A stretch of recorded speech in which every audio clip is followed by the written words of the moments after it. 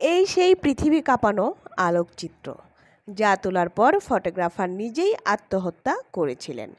ছবিতে একটি শকুন বসে আছে কঙ্কালসার এক শিশুর মৃত্যুর অপেক্ষায়, যেন মারা গেলেই সে ঝাঁপিয়ে পড়বে লক্ষ্যবস্তুর উপর।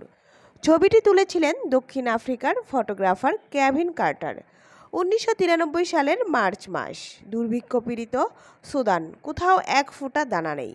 ক্ষুধার যন্ত্রণায় কাতর শিশুটি এক মুঠো খাবারের সন্ধানে আয়ত শহর থেকে আধা মাইল দূরে জাতিসংঘের খাদ্য গুদামের দিকে অগ্রসর হচ্ছিল। এক পর্যায়ে সে তার মৃতপ্রায় নিথর দেহটি নিয়ে উবু হয়ে মাটিতে মাথা রেখে বসে পড়ে। ঠিক তখন পাশ থেকে একটা শকুন লোলুপ দৃষ্টি হেনে শিশুটির মাংস ভক্ষণ করার জন্য প্রতীক্ষা করতে থাকে।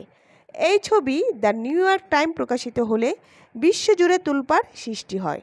1994 সালে সেরা ফিচার ফটোগ্রাফির জন্য পুলিৎজার পুরস্কার জিতে নেয় ছবিটি, কিন্তু ফটোগ্রাফার কেভিন কার্টার পুরস্কার জেতার 4 মাসের মাথায় 33 বছর বয়সে আত্মহত্যা করে বসেন।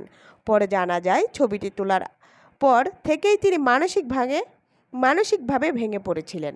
মৃত্যুর আগে ছবিটির বিষয়ে কেভিন কার্টার তার ডায়েরিতে লিখে যান, হে পরম করুণাময়, আমি প্রতিশ্রুতি দিচ্ছি, খাবার তা সে যত খারাপ স্বাদেরই হোক না কেন, আমি সেটা নষ্ট করব না, এমনকি আমার পেটে ক্ষুধা না থাকলেও না।